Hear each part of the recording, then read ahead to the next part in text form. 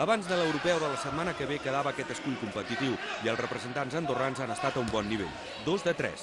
Dani Garcia, a la categoria de menys de 66 quilos, ha pogut guanyar el seu rival amb certa comoditat. El judoka de 27 anys ha fet una competició molt regular, culminada amb el triomf al darrer combat. És el campió regional de França i me l'he trobat a la Lliga, l'he pogut guanyar un combat molt treballat i a la final justament he buscat una estratègia diferent i ha sortit i molt satisfet.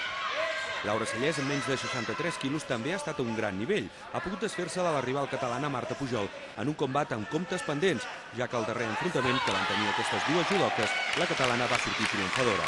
Unipon ha posat el punt final al combat. Un gran resultat per arribar amb moral a l'europeu de Rússia. Jo hi tinc moltes expectatives, a veure què passa. També tinc ganes de fer-lo per veure'm amb els millors d'Europa, a veure com vaig. Finalment, a la categoria de més de 90 quilos, Eric Risco no ha pogut amb el tarragoní Miquel Àngel Díaz. La mobilitat del català no l'ha pogut contrarrestar un home molt més gran físicament. Ha estat un combat resolt als punts per al rival de l'Eric. Ho he passat malament, la veritat, perquè l'altre era una persona molt mòbil, molt tàctica, llavors no he tingut els àrbitres a favor tampoc, però bueno. Per clubs, l'Antell ha quedat en tercer lloc darrere del club guanyador, el Francesc Balmà, i del segon, el Manresà Esport 7. Demà matí es farà la competició de base amb tots els clubs andorrans a escena.